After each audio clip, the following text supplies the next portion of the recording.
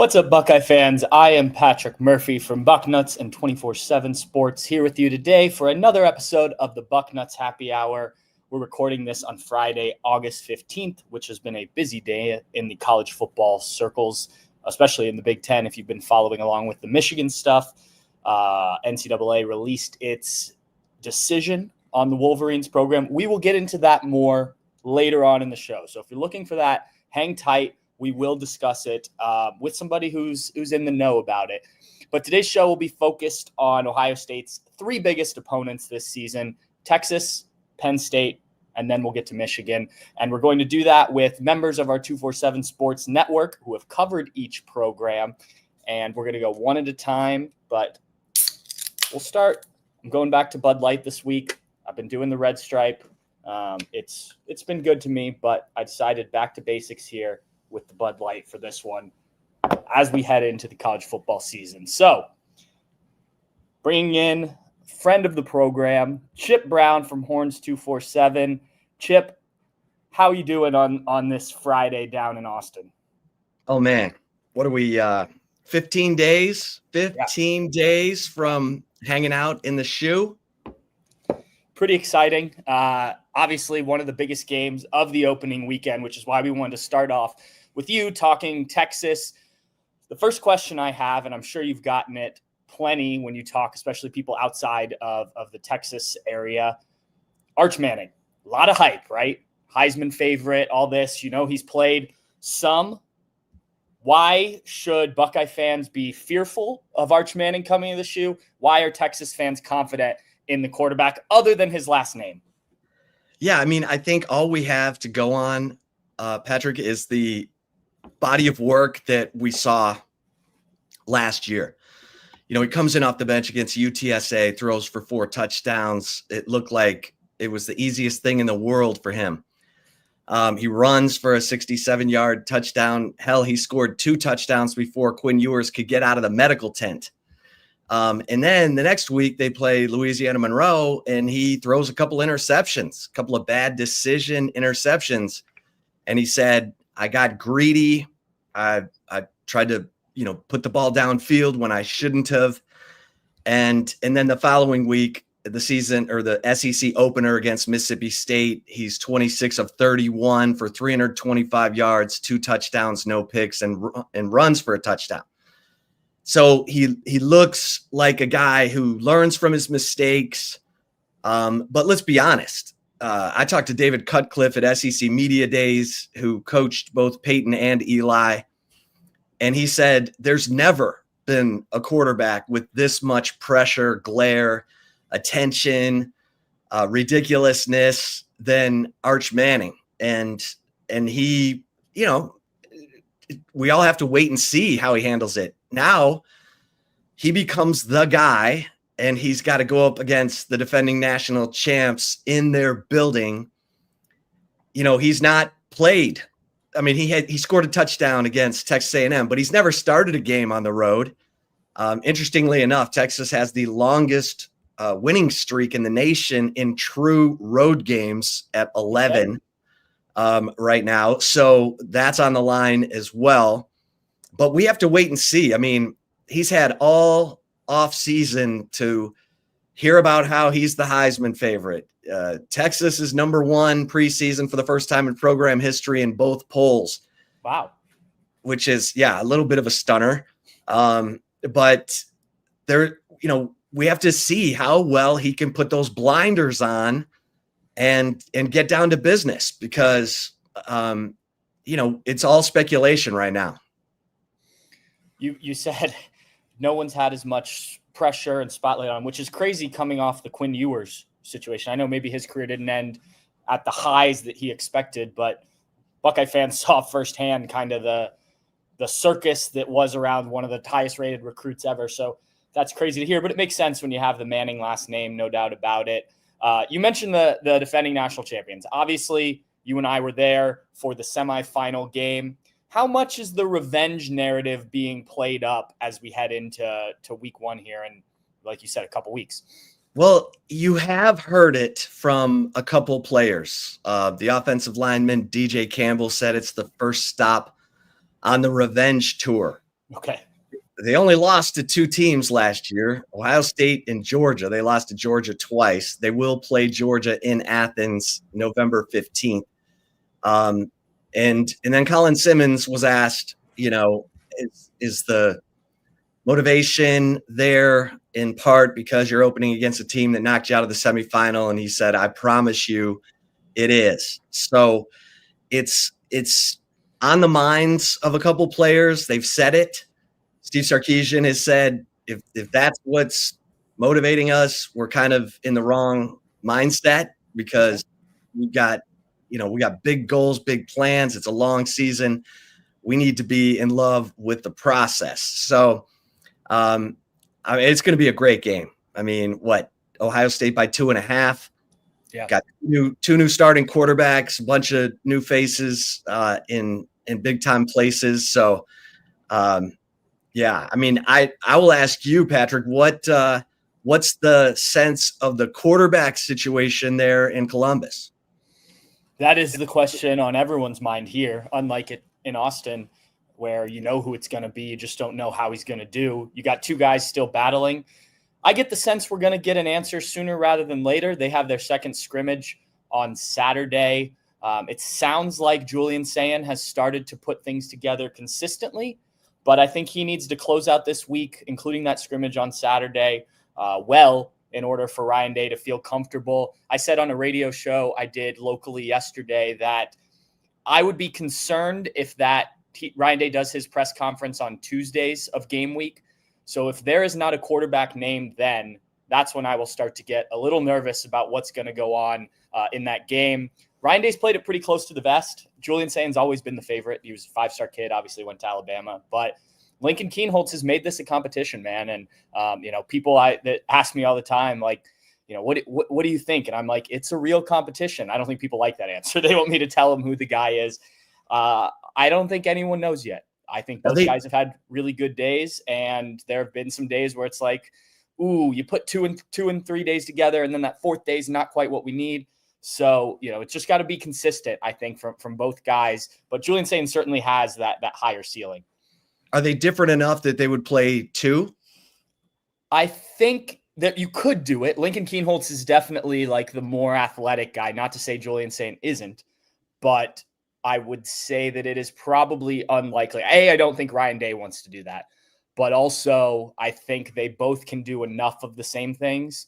I think Lincoln's more likely to run with the ball, and Julian's more likely to buy time and things like that. But, I think it would be more likely that, hey, we don't have a guy, so we're going to go, you get 2 series, you get 2 series, as opposed to, kind of the Chris Leak, Tim Tebow situation that Florida had the year they won the national title. Robert McIntosh asked, what are your thoughts on the NCAA decision? Robert, we will get to that. Don't worry. We're going to go through these teams, and we will get to Michigan. There will be plenty on that. So just stay tuned. If you're tuning in to hear about Michigan, we will definitely talk about it. Chip, let me ask you this. A lot of talk here about all of the players Ohio State lost after last season. 14 guys that got drafted, 17 guys overall that were key contributors. What does the Texas numbers look like in terms of returning guys and guys that had to step into new roles? Yeah, I mean, they had 12 guys drafted and 10 key contributors on offense, including 4 starters on the offensive line. Jaden Blue, who scored the 2 touchdowns in the game against Ohio State in the semifinal. Jaden Blue, speed guy, catch it, run it. And then, their 2 leading receivers, Matt Golden, Isaiah Bond, and their receptions leader, their tight end, Gunnar Helm, gone. I think Texas has done a good job of replacing those players. Jack Endries, the Cal tight end, and they got in the transfer portal. Ryan Wingo's a guy who will get more targets now. He was one of those top receivers, right behind Jeremiah Smith and Ryan Williams in the recruiting rankings a year ago. His targets will go up, and DeAndre Moore returns at receiver. To me, there are more questions on the offense than there are on the defense because Texas did lose its top 4 defensive tackles, But then they got 5 defensive tackles in the portal. And from what the coaches are saying, they feel like these guys are all going to be able to play in the SEC, which is amazing. So, I think Texas has the best edge room in the country with Colin Simmons, Ethan Burke, Colton Vasek, Brad Spence, and Trey Moore, who had 5.5 sacks and played 647 snaps at the defensive end position, is now playing linebacker because he was seen as too small as an edge defender in the NFL. So he came back for his senior year to show the next level he can play linebacker. And so that's going to be interesting. But Anthony Hill, number 0 for Texas, who Ohio State fans remember from that game, to me,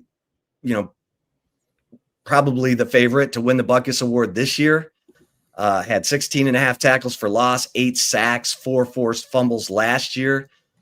Just a real disruptor. The defense takes on his personality, violent player. And then, in the secondary, they have Michael Taft, their 5th-year senior, second-team All-American, who just can line up everybody, can get out of a bad call into a good call, and a lot of athleticism.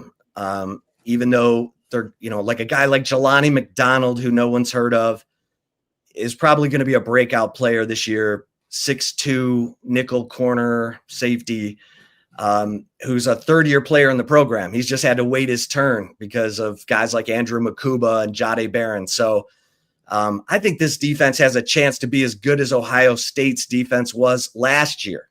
And Ohio State had the number 1 defense. Gave up 12.9 points per game, 3rd against the run, 3rd against the pass.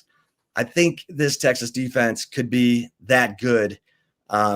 They brought in a transfer punter who they really like, Jack Bomeister from Utah. And then they brought in a kicker from Texas State, Mason Shipley. And, because Bert Auburn, he missed some field goals down the stretch of the season. He's now with the Miami Hurricanes. So I think the offense, it's going to take a minute for them to get their groove with the 4 new starters on the offensive line, the new tight end, Arch Manning trying to get his rhythm and timing down. And is he going to press? Is he going to try to do too much too soon? And it results in big mistakes. We'll see. He did have those 2 interceptions against Louisiana Monroe last year. You touched on the offensive line, which is where I wanted to go next. You said 4 new starters. What is the confidence level in those guys stepping in? And what do you just make of that group from what you've seen and heard kind of heading into the season here? Well, they had their center, Jake Majors, set the record for most starts by any player in Texas history, 57. 5 years he started at center. I mean, because of the COVID year. Yeah. And so first time in 6 years, they'll have a new center, and it's Cole Hudson, who did start every game as a freshman at right guard. So he's been in the program. He played a lot at guard last year, rotated with DJ Campbell. I think he's going to be solid. Neto Umazulu at left guard has been in the program for 4 years. He's finally getting a chance to start. And they say he's more athletic than Hayden Connor, who was the starter last year. Left tackle Trevor Gooseby, he's seen as a guy who might have a decision to make at the end of the year. He's a junior or a 3rd-year player, 3rd-year sophomore. He played late. He probably should have been playing for Cam Williams in that last possession for Texas against Ohio State, because Cam Williams didn't do much to slow down Jack Sawyer on that strip sack. But yeah. Gooseby's a guy they really like. And then Brandon Baker at right tackle, former 5-star. They feel like he's a technician, but he hasn't done it yet. And what's the communication like between, the Texas offensive linemen? Because Matt Patricia, who knows what he's going to be running? I mean, right. What are they looking at? They looking at film of the Patriots from 3-4 years ago. So, how do they handle it? If they prepare for something and Ohio State shows them something totally different, how do they communicate that? Who's going to calm everything down? I think those are the questions up front, more so than, are they competitive? Are they tough? Can they Can they block guys? Yeah, I think they can do all that. But how do they communicate and respond to stuff that maybe they haven't prepared for on the fly? And last thing, obviously, we talked about it, biggest game of the weekend, one of the biggest games of the year. What are kind of Texas's fans' anticipation for this? How many do you expect coming to Columbus? I know 2005 when the Longhorns came up here, it was a great atmosphere for that game. Just what do you kind of expect for the trip up here and how, the Longhorns will invade, if you want to say? I don't know what it'll be like at Ohio Stadium. You know what's interesting? A lot of fans that I've talked to who went in 05 said they're not going back because it was rough. They felt like it was, it was tough. Like they said, Ohio State fans were throwing the football, playing catch, and then might just let a ball go over to a clump of Texas fans walking along. So I still think it's going to be a hot ticket. I mean, look, Texas fans are excited about the possibility of this team. They're excited about Arch Manning, so they want to be there. They want to see it. I would expect it to be on par with what we saw in 05. I'd be surprised if it isn't, because there's a lot of excitement around this team, and especially the quarterback. Awesome, Chip. Thank you very much. This is kind of a quick car wash of guys here. So we got you in, we got you out. I'm sure we'll be talking plenty more as we get closer to this game. As you said, it's coming fast. So we'll talk soon, my man. All right, Patrick. Appreciate you. Thanks. All right. Thank you to Chip over at Horns 247. They do great work. So if you want to pay attention to what's going on the Texas side of things and the bleed into this game, check those guys out over there. And if you came to talk Michigan and the NCAA ruling today, don't worry, we will get to that. But first, we're going to continue along Ohio State's schedule into early November, and we bring in Tyler Donahue from Lions 247. Tyler, I just talked to you last week when I was on your show talking Buckeyes, so thank you for repaying the favor. How you doing? Yeah, we love to trade appeareances. I will do it for years to come, I hope. I know this is the day where all Ohio State fans want to talk Penn State, so let's do it. Yeah, exactly. Real quick, are your message boards as crazy as ours right now talking about this Michigan stuff?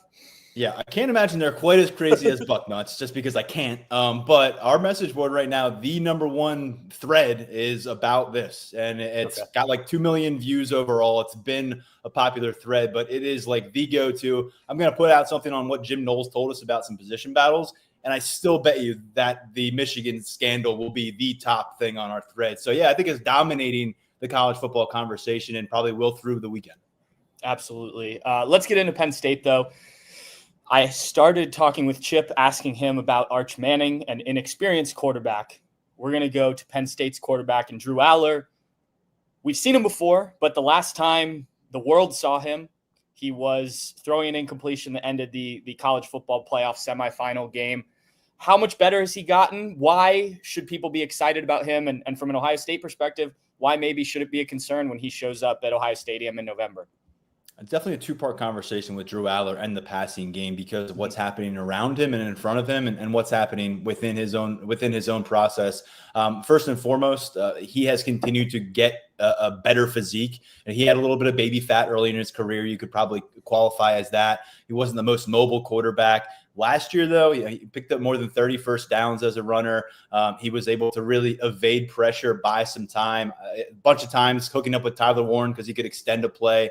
And everything we've heard from the facilities and what we've seen from our looks at practice so far, I'm going to maybe say that Drew Aller can start to become a bit of a threat with his legs. I don't know if that's possible maybe against an Ohio State with a defense that has those kind of athletes, all 11 men at those positions. But I think against a lot of programs that Penn State will face because of what else they have on the field, you're going to see Drew Aller do more with his feet this year. Not saying he's going to rush for 600 yards and 10 touchdowns, but I think there'll be a lot more confidence to put the ball in his hands in some of those rushing packages. Obviously, you don't want to get him hurt, but 6'5", 235 pounds, he's built pretty well. And with 29 starts on his resume, we've learned a lot about Drew Aller, but there's not really a signature win. There's not that yet. And I know a lot of people say, well, James Franklin's lacking those on his resume. And so often, and we've heard it from James, the quarterback and the coach, they're kind of tied together. Sean Clifford went 0 for 4 against Ohio State. He's a former Ohio high school star. Well, Drew Aller's a former Ohio high school star.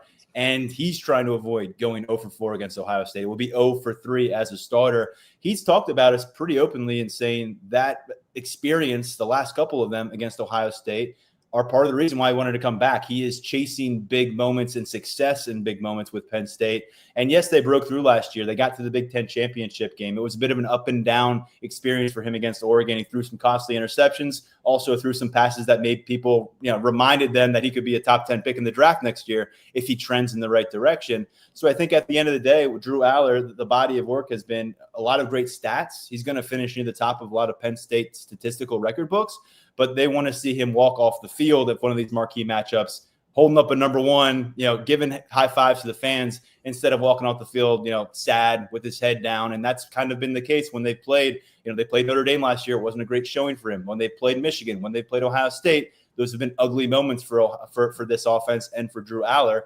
And when you look at what they have at wide receiver, it's much different now. You remember when Harrison Wallace was targeted in the end zone last year, looked like he would have had a touchdown. It ends up being an interception for Ohio State.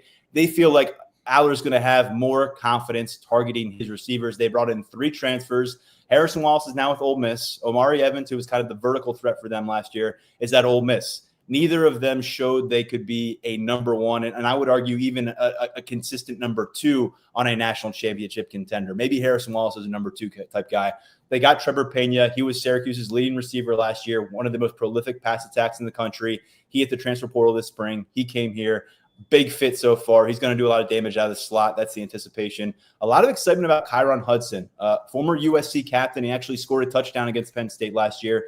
He has come in, doesn't have gaudy stats for his career, but there is a sense that he could emerge as maybe the most productive threat among these 3 transfer pickups. And the other is Devontae Ross, who came up from Troy. Now he's making a leap in competition out of the Sun Belt, but last year he was top 20 nationally in all-purpose yards per game. And there was a bit of a sample size with him in the Big Ten. When Troy went to Iowa City, he had over 100 receiving yards. He also returned a punt for a touchdown.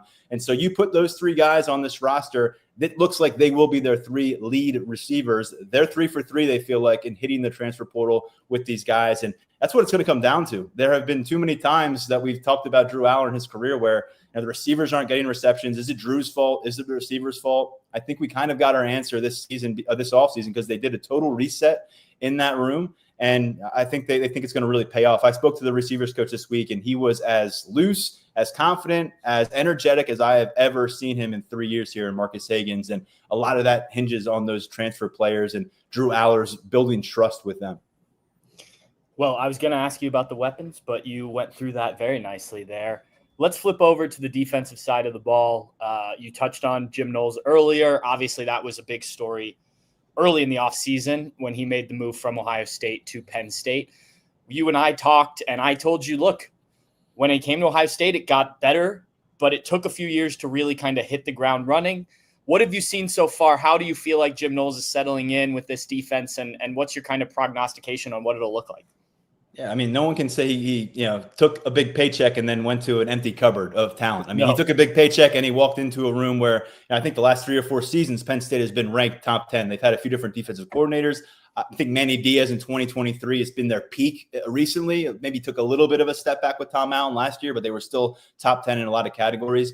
Right now, I think with Jim Knowles, we're not going to really be able to get our finger on the pulse of how quickly did it come together until September 27th. Because unlike Ohio State, we're not going to see a superpower across the field week 1. Penn State's going to see Nevada, Florida International, Villanova, then a bye week. Then they will host Oregon for the whiteout game. And I think a lot of us are saying, well, basically we got 6 weeks until we really wrap our heads around what this team is, because we expect to see a lot of backups involved for the second half of those games unless things go wrong. But I think what Knowles does really like at most positions, I think he's still trying to get more at linebacker, is he sees depth. I think he sees 2 deeps across the board. I don't think he's frightened by any positions. I think there is some concern about linebacker growing some talent underneath the top 3 guys there. But I think overall, Jim Knowles is very pleased with guys like Denai Dennis Sutton. He told us this week that Dennis Sutton's absolutely someone that it reminds him of those beasts he coached with the Buckeyes. He said he would fit right in with Ohio State. He was obviously recruited by Ohio State pretty hard as a recruit. He's got a preseason All-American defensive tackle in Zane Durant, who's also a senior. He's got a preseason, number 1 cornerback type prospect being discussed in AJ Harris back deep. And so there's a lot of really steady pieces. They added one, I think, that's going to be really big for Jim Knowles. He actually talked about this week, thinks he could wear the green dot. Amari Campbell, he was a standout for North Carolina last year, 6 sacks, called the defense for them as a sophomore, wore the green dot. He decided to move on from Bill Belichick and company this spring, was a huge pickup along with Pena in the post-spring transfer portal. And he very well may be there starting Mike linebacker, calling the defense for Jim Knowles. And so I think when you talk about the pieces they added, what they've already had, I don't think there's a lot of excuses in place. I know there's some complications to this defense, but we've also heard a lot of stress, the C word, collaboration. We've heard it from James Franklin. We've heard it time and time again from Jim Knowles. He talked about Penn State cornerbacks coach Terry Smith being one of the best position coaches he's ever been around, how guys lack egos. And so read into that what you will, but Jim Knowles has constantly talked about collaborating with this staff and feeling really good about the progress there. You were talking about some of the guys that are new to the program with the receivers and whatnot. Penn State's got a lot back. Similar to Ohio State last year, similar to Michigan the year before. That's why the expectations are what they are. But maybe who are the 1, 2, 3 most important players? Let's take Drew Aller out of it because we already touched on him. But those guys that, maybe not under the radar, but just guys that were vital to get back that maybe aren't the headline names. Nick Dawkins is a big one. CBS Sports had him as a second-team All-American center, which is great for him because usually you just see 5 linemen, might be 5 left tackles on an All-American team, but they actually narrowed it down to center. So that gives you a little bit of where he is. He won the Warfel Award last year, which goes for the community service and a lot of stuff off the field. He's a 6-year senior, and I'm not sure I've ever encountered a better leader of young men than Nick Dawkins in terms of kind of rallying the troops, being an extension of the coaching staff. So to have that in a center position with an established starter, I think that's a big deal for a national championship contender. And obviously you go to the backfield. We can't have this conversation without Nick Singleton and Katron Allen being a part of it. The Penn State staff was surprised that both of these guys returned as seniors. I think there was certainly anticipation that at least one would try out the NFL because they both had awesome postseasons. I mean, they didn't have the hottest of regular seasons last year because of some injuries, especially with Nick Singleton, but they both had monster playoff runs, and we thought they might capitalize on that. They have a chance, Patrick, if they duplicate their numbers from last year, to go down as number 1 and number 2 all-time in Penn State history on the rushing record list. There's been a lot of good running backs here, and they've done it together every step of the way. I think the factor to watch here is this is Katron Allen's first full offseason. We're expecting a little more explosiveness from him, maybe a little more breakaway speed. He's got the power. And then with Nick Singleton, watch him as a receiver. Took a huge step there last year, 5 touchdown catches. I think he was right around 40 receptions on the season.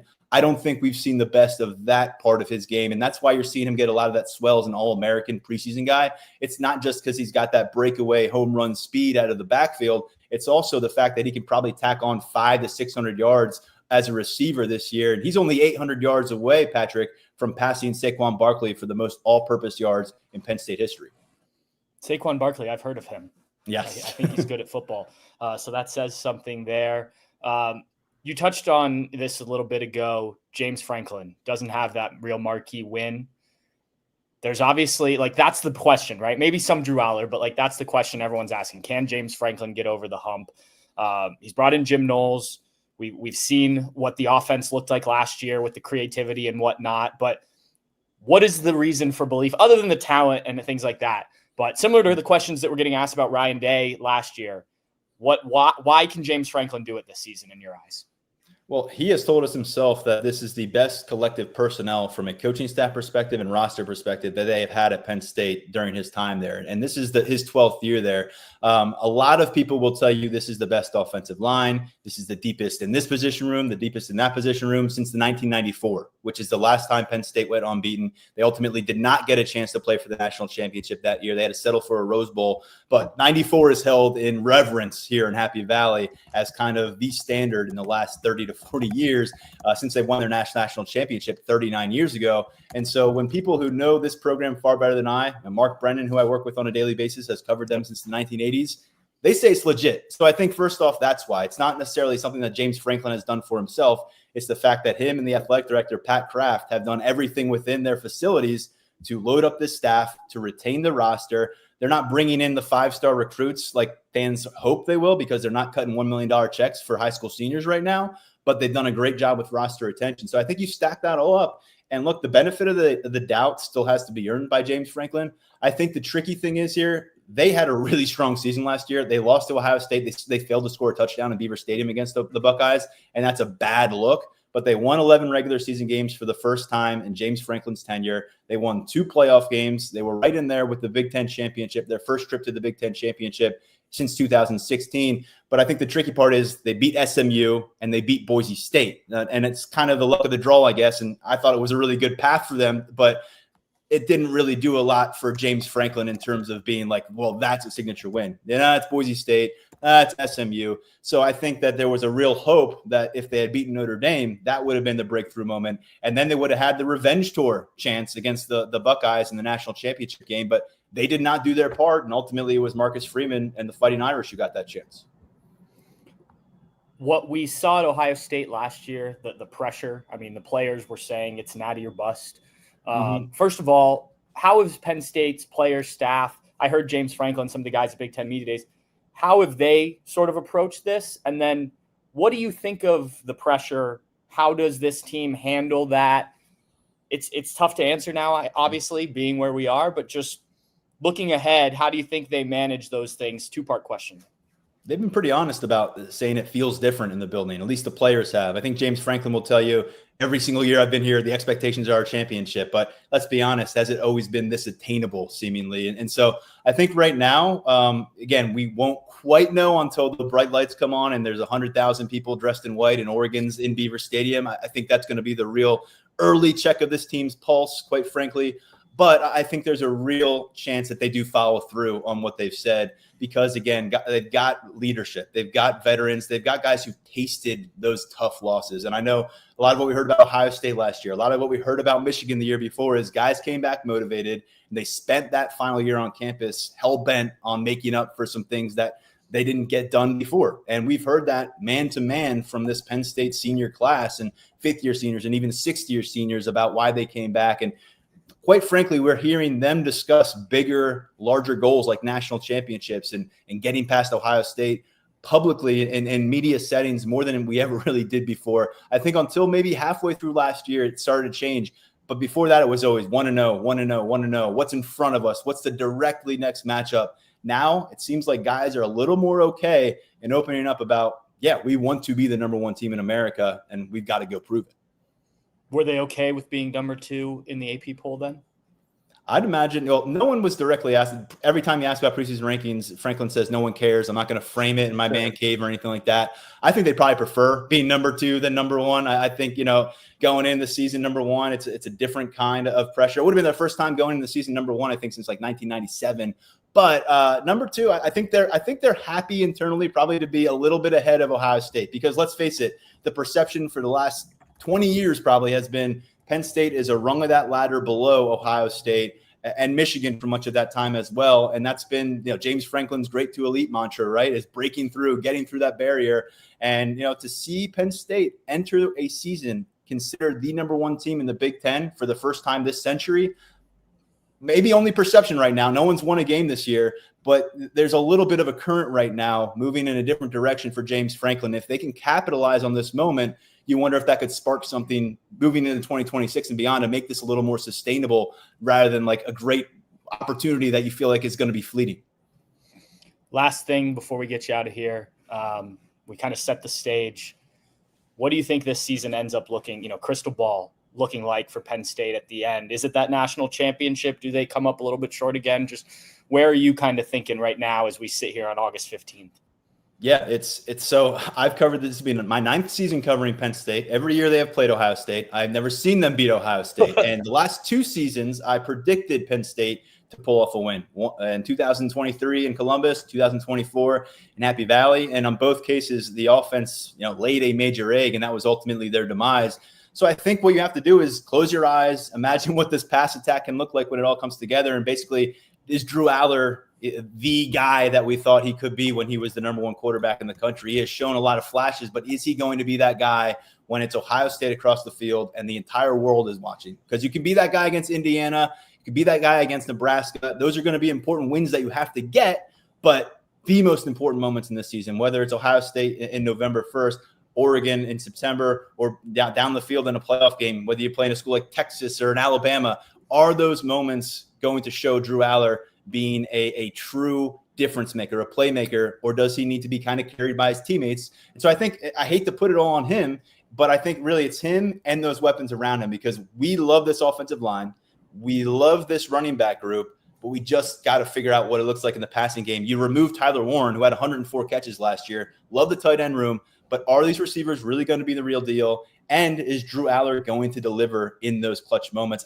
I lean towards them getting to the semifinal at least. I think if they don't get to the national championship game, it will be considered falling short of expectations. I don't think this is a championship trophy or bust. I think getting to that game, giving yourself a chance to compete for 60 minutes for the championship, is a huge step for the program. I don't think if they were the runner-up nationally, it would be like a disappointing season.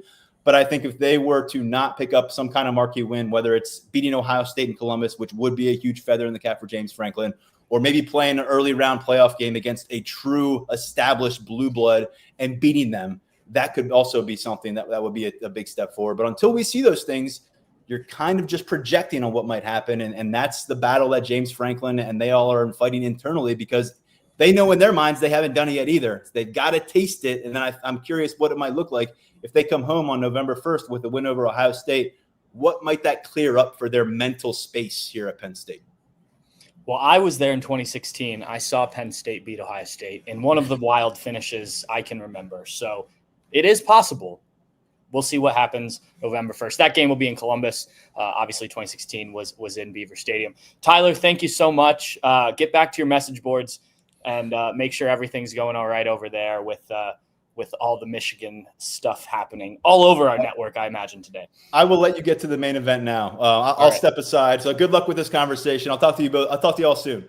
All right. Sounds good. Thanks, Tyler. All right. Well, we've teased it. This was not the intent when we put this together earlier this week, but we're going to bring in Alejandro Zuniga from the Michigan Insider. Alejandro, you've had a pretty bland day, I imagine. Also, real quick, let's change that background there so we're a little even here. Not had much going on today?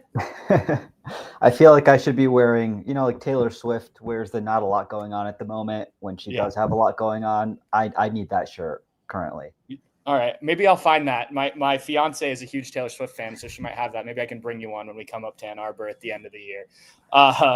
Let's just start with this, because that's what everyone wants to talk about. And then we'll get into Michigan this year. Fortunately, you and I talked not so long ago, so I imagine there hasn't been a ton different on the field for the Wolverines. But your reaction when you first got the full list of sanctions for Michigan, what did you make of it on your side of things? Fair, unfair? How do you view this whole thing? I'm not super surprised because the NCAA has become a more toothless organization as years have passed.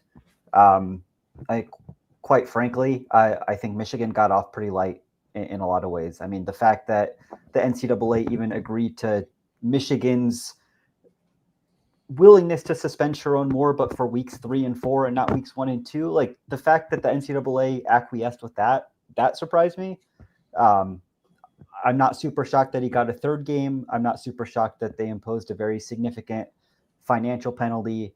But the fact that their own ruling, it says this was enough to merit postseason bans, but we're not going to do that. That just shows you how powerless the NCAA has become over the years. I mean, it's quite clear if this had happened 10, 15, 20 years ago, I think the punishment would have been different. It would have been harsher. Michigan, based on the findings from the NCAA, probably deserved that. So I'd say from Michigan's perspective, Michigan accomplished. They won a national championship. They raised the banner. That banner will continue hanging at Michigan Stadium. The confetti that fell, those memories in the eyes of Michigan, in the eyes of the NCAA, not tarnished. Those happened. Those were won in their mind fair and square. And if you have to pay $20 million or whatever that financial penalty ends up being, because it's not a hard and set number, so be it. I think any Michigan fan you asked would take that trade. And I think from a program perspective as well, like certainly some quote unquote scholarship reductions, the financial penalty, the suspensions, like those will have an impact, but certainly not to the magnitude that it could have been, and not to the magnitude that I think it'll severely limit the program going forward. So I think for Michigan, it's a win. And I think they're also very happy to put it behind them finally. Has Michigan said anything? Anybody from the program put anything out or whatnot? Or have you heard anything from anyone you talked to? Just kind of a reaction there? They have not. There's been no official statement at this point. So I suppose Michigan could say, "Hey, we're going to appeal this, and we're gonna fight back." Like I said, though, the reason this was less surprising too is it was pretty clear in the past weeks and months that Michigan had kind of toned down its fight back against the NCAA. I think Michigan is satisfied with the resolution. Again, they have not come out publicly said this. The only public comments we've gotten so far, I think, are from Jim Harbaugh's attorney and from Connor Stalions' attorney. So nothing, and from Chris Partridge, I'd say that as well, former linebacker coach who, based on the findings, he was fired by Michigan during the investigation. Seems that Chris Partridge was correct that maybe he was unfairly fired because what came out today pretty much in terms of totally exonerating. Obviously, Michigan as an institution, as a program, not totally exonerated. Neither was Harbaugh, Stalions, whatever. But I think in totality, I'd say Chris Partridge probably comes out looking best of all. And he had a statement on social media as well, but nothing official yet from Michigan. Certainly, we've asked them, and but I'd say overall, Michigan not happy necessarily with the punishment, but satisfied that it's not more significant. I know just before you came on this, you were on the press conference. They did the virtual Zoom call with reporters. Just your takeaways from that, and then we'll move on to some of the stuff on the field. It's sort of what I touched on at the beginning, is a lot of the questions that were, and I think these are fairly asked, is if your punishment to a program that you say has committed enough violations to have, postseason bans imposed, if they did that, and you are acknowledging that as an organization that it was sufficient to ban a program from the postseason, yet you are not doing that, what's to stop anyone from doing, from committing infractions in the future, right? What's the disincentive? Because again, if you poll Michigan fans and if you privately talk to Michigan staff, the Michigan program itself, I think they'd happily accept the trade, $20 million for a national championship or what have you. So if there's if the NCAA isn't strong enough to have that disincentive, then how are they going to prevent other programs from committing future violations? And I think those are fair questions to ask, because listen, I understand the NCAA's approach. They don't want to punish players or staff members that are currently part of a program that had no knowledge or no involvement in said infractions. But I also think it's fair to say, hey, if you ban Michigan from the postseason, yes, that does maybe quote unquote unfairly punish players, but they also now have the ability to transfer, right? Like, it's not like it was in prior years where if you're a USC or a Penn State, say, that had its all the sanctions levied on them, that those players had less of an avenue to find other programs and to find other opportunities. That's not the case anymore. So I think the bulk of that press conference was sort of centered around that theme, is asking the NCAA and the Committee on Infractions, listen, they are saying this is a significant punishment, and in many ways it is. In many ways it is doing kind of the maximum that they can do within their own framework, within the laws that they're allowed to operate under. But at the end of the day, what's the disincentive for Michigan or any other program to commit future violations if the punishment isn't going to, take down the banner, prevent you from winning future ones, etc. So let's soft transition into the on-field stuff. You mentioned Sharon Moore's suspension. In terms of what is going to happen this season, I know the games initially, at least, weren't of significant consequence, but how do you think that affects things? Is he still going to be able to work with the team in practice like Harbaugh was a couple of years ago? Any impact that you think that will make? Yeah, so that's actually changed. So unlike when Jim Harbaugh was able to, work the week of the Ohio State game, but not actually coach on game day, the punishment structure has changed where the weeks of those games, Sharon Moore will not be able to coach. Okay. So again, I thought Michigan was, I was surprised they had the gall to even ask, hey, like we're going to self-impose a 2-game suspension, but it's not going to be for the Oklahoma game, which Sharon Moore's alma mater. He's very excited to go back and coach there. So I found it a little laughable that Michigan asked, but I guess if you don't ask, you never know what the answer is going to be. And the answer turned out to be yes. So those weeks 3 and 4, they're not nothing games. Week 3 is Central Michigan. Week 4 is what I honestly think is one of the tougher games of the year, is a road test at Nebraska. Those are maybe not so much Central Michigan, but Nebraska, of course, it is a big game, an important game.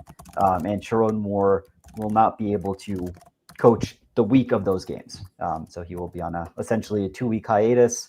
And then I believe it's the first week of next year, which seems to be a week 0 game. That's not fully confirmed yet, but Michigan's working toward a week 0 game against Western Michigan in Germany. So if that ends up being the case, they haven't finalized those plans, but then Sharon Moore would be out week 0, and then Michigan would have a bye week in week 1 that he'd be allowed to return to coach at that point. Man, he's going to miss the trip to Germany? He's got, that's tough. Poor guy. I don't know if that's good or bad.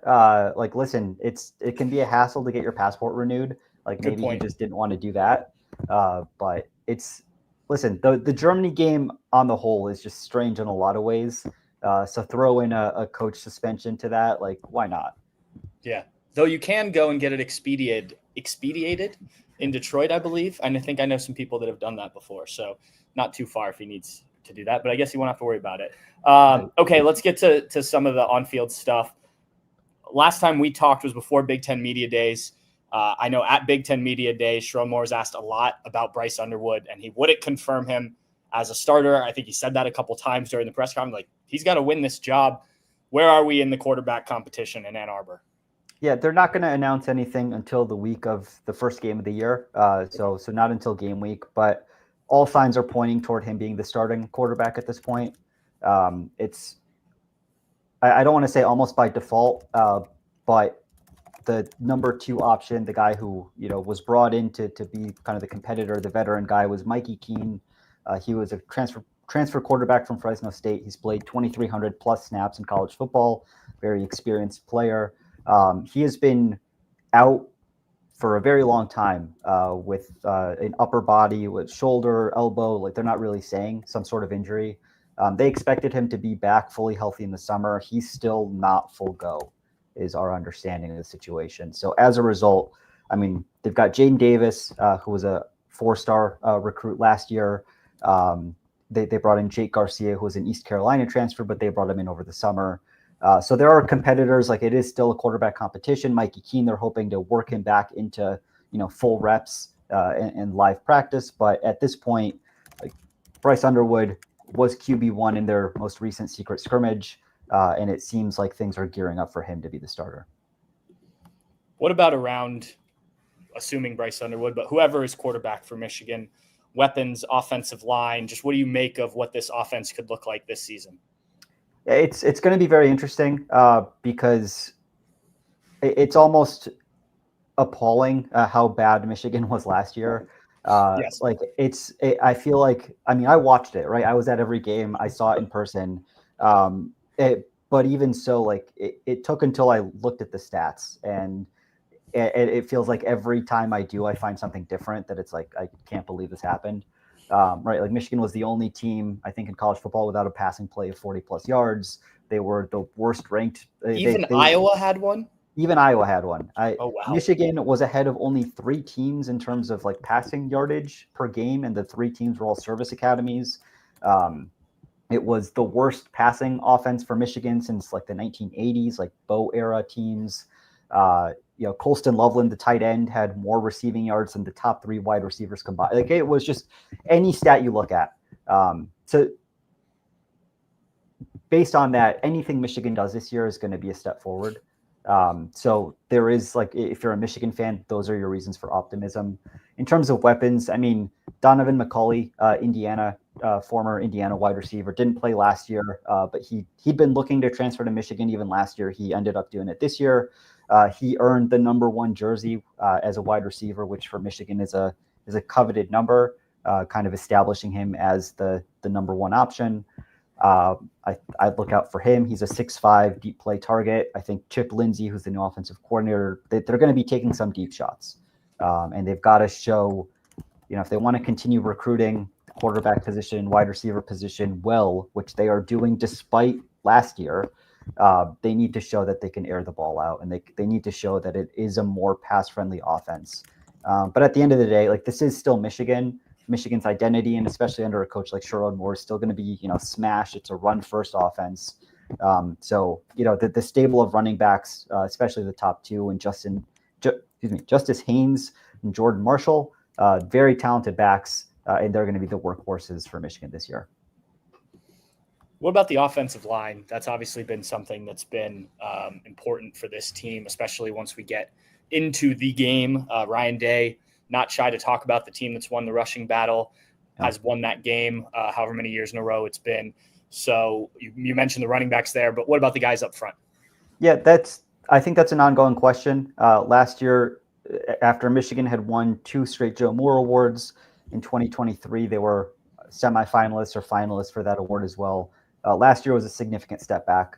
I think a couple things. Number one, not having a passing offense. I mean, teams could put 13 defenders in the box if they wanted to, and it was fine. They knew Michigan couldn't throw the ball over their heads. That number one. But also they just didn't play to their standard. The center position was a mess last year. They rotated guys at the tackle position all season long. There were injuries.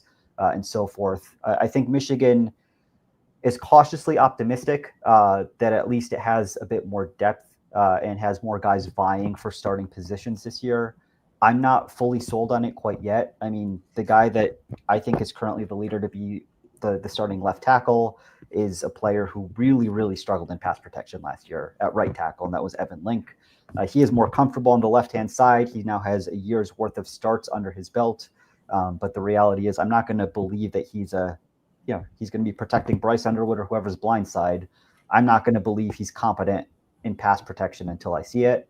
And similarly at right tackle, I mean, they started this guy against Alabama. He was a freshman starting his first start against Alabama in the bowl game. But we just haven't seen a whole lot from him. That's Andrew Sprague. So I think interior, they're fine. Their center is going to be a 5th-year guy. He's not maybe the strongest or the most athletic center you'll ever see, but he's been around the program long enough and is smart enough. He's going to get the line calls right. He's going to get the protections right. He knows what he's doing. I think the guards are going to be solid. One of those guys is a returning starter and a veteran. It's really the tackles where I have, my concerns.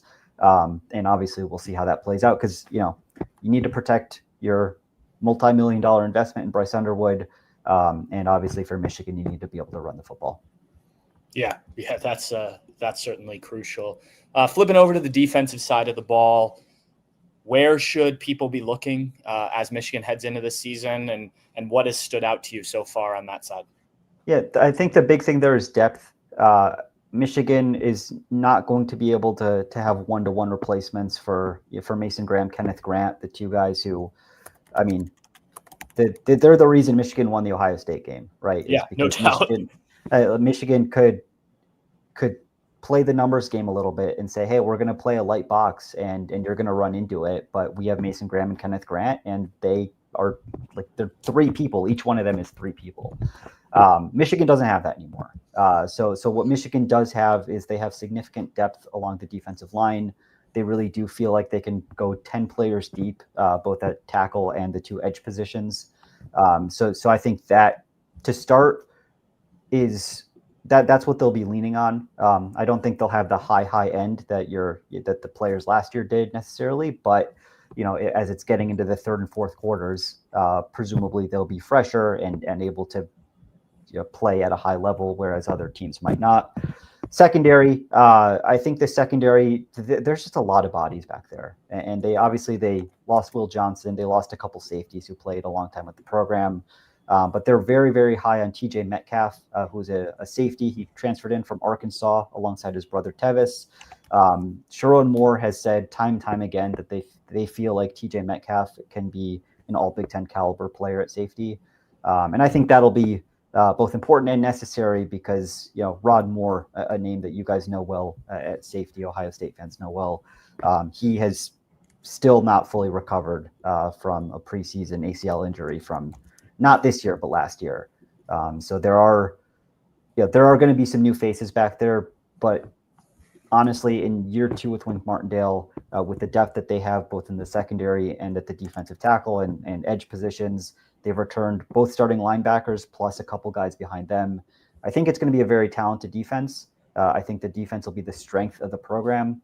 It'll be more in terms of, hey, can the offense take the next step beyond abysmal, which they were last year, to just average? And because if they're just average, like this is a team that can and should be competing for a college football playoff berth come end of November against Ohio State.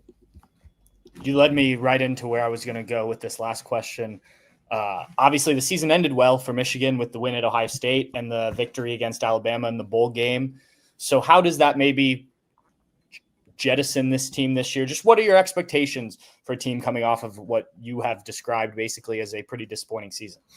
Yeah, I mean, a 5-loss season like Michigan had last year is unacceptable at a program of Ohio State's caliber or Michigan's caliber or Penn State's caliber and Texas, as the folks you've talked to throughout this podcast.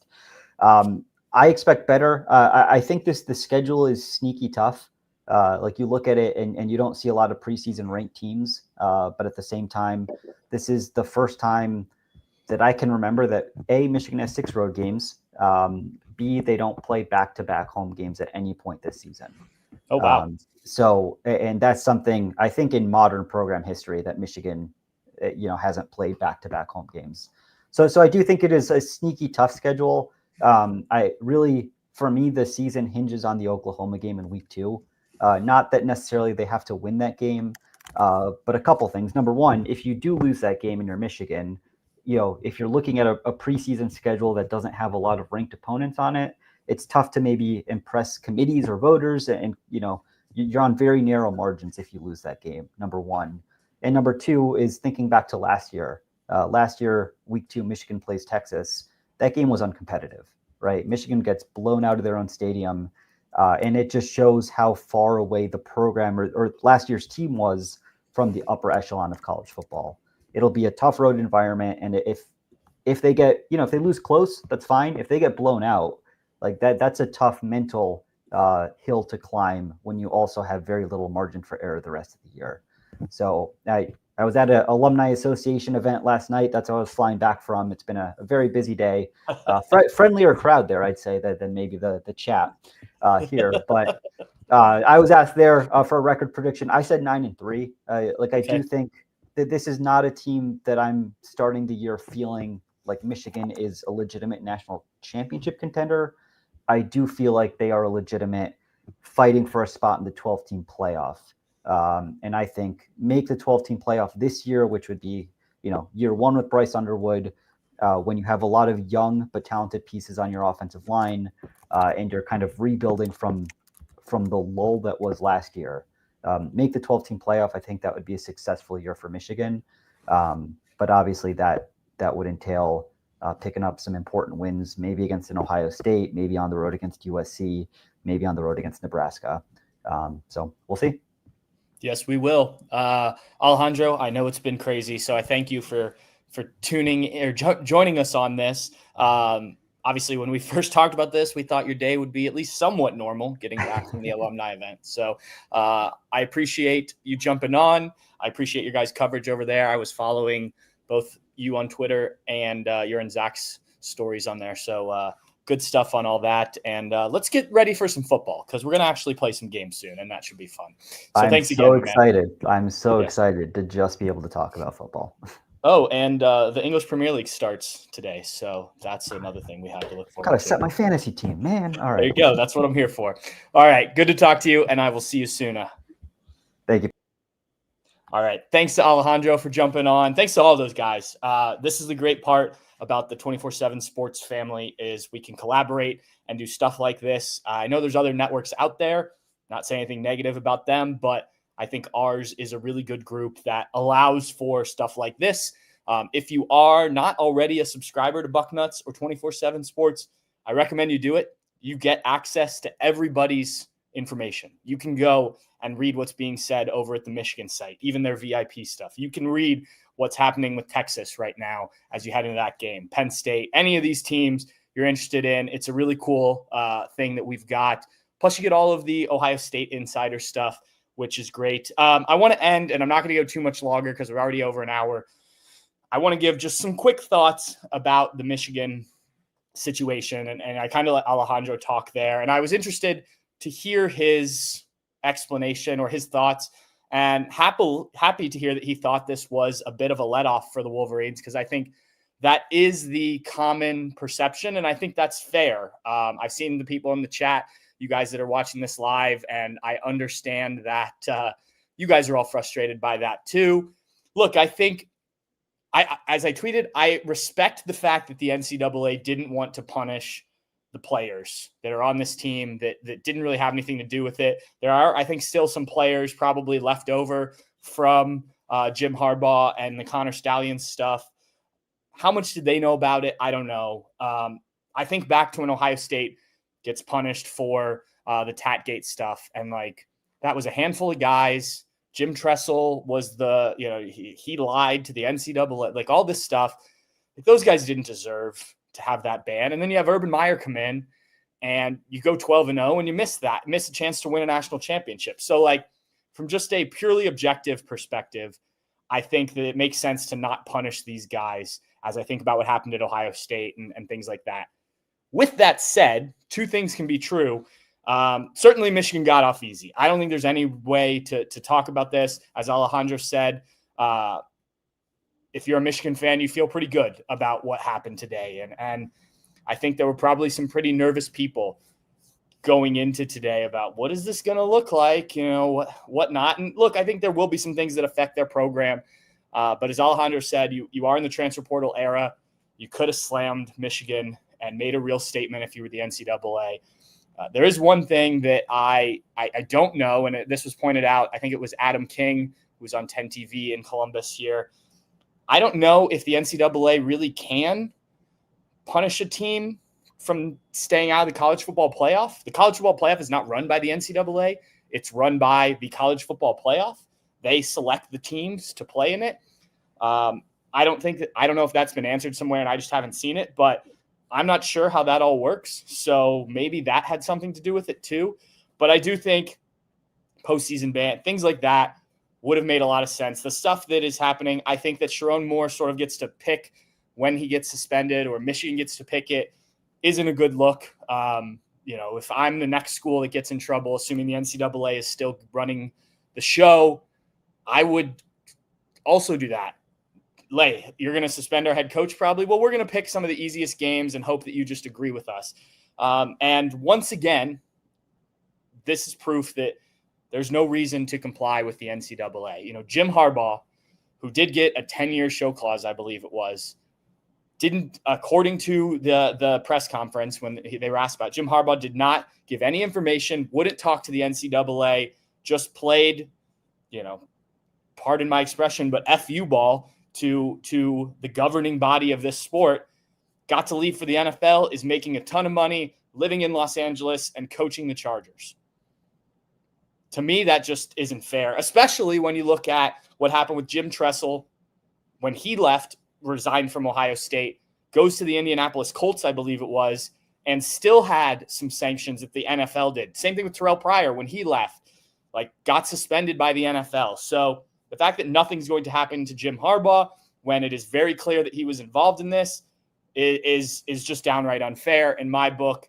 And I think that this whole thing was a bit of a sham. The punishment isn't nothing, but it also isn't what it could have been, and setting a statement. And frankly, this has nothing to do with my like or dislike of Michigan. If this were Colorado, I would say the same thing. The fact that it is Michigan and we're an Ohio State site adds to it and adds to everyone's frustration. But I do think that, as Alejandro said, this was something that every Michigan fan probably could stomach way more than they expected. So the one thing is, I'm glad we're done with it, because It's gone on far too long. That's what Tony Batiti said at Big Ten Media Days. This should have happened way faster. The fact that it took 2+ years is just crazy to me. So we'll see. We'll see if the next one maybe takes a little bit shorter, if there is a next one as serious as this, or is not, as the NCAA has sort of labeled it with these punishments. Anyway, I'm going to wrap it up. If you want to hear more, if you are local in Columbus, or you want to hear more, you can do it. I'm going to be on 97.1 The Fan tonight on the Buckeye Show from 6 p.m. Eastern Time to 8 p.m. Eastern Time. We will certainly be talking about this. If you're not in Columbus, you can watch on the YouTube stream on the Buckeye Show on 97.1 The Fan. You can also listen on the app.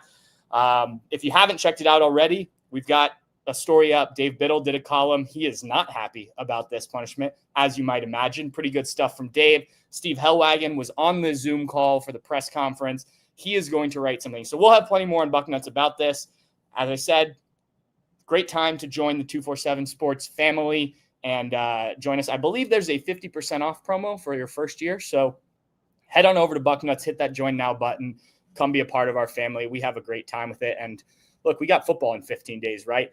I want to thank everybody for tuning in. I enjoyed talking to Chip from the Texas site, Tyler from the Penn State site, and Alejandro from our Michigan site. I hope you guys learned something about these teams, because I think it's going to be the three of the biggest games of the year, not only for the Buckeyes, but in college football. If you're not already, please hit that subscribe button on YouTube, turn on notifications with that bell. If you're listening to this in your podcast form, please leave us a 5-star review, comments, subscribe to the podcast. We appreciate that. Football's almost here, Buckeye fans. We're going to be talking about actual games in just a couple weeks. Cheers.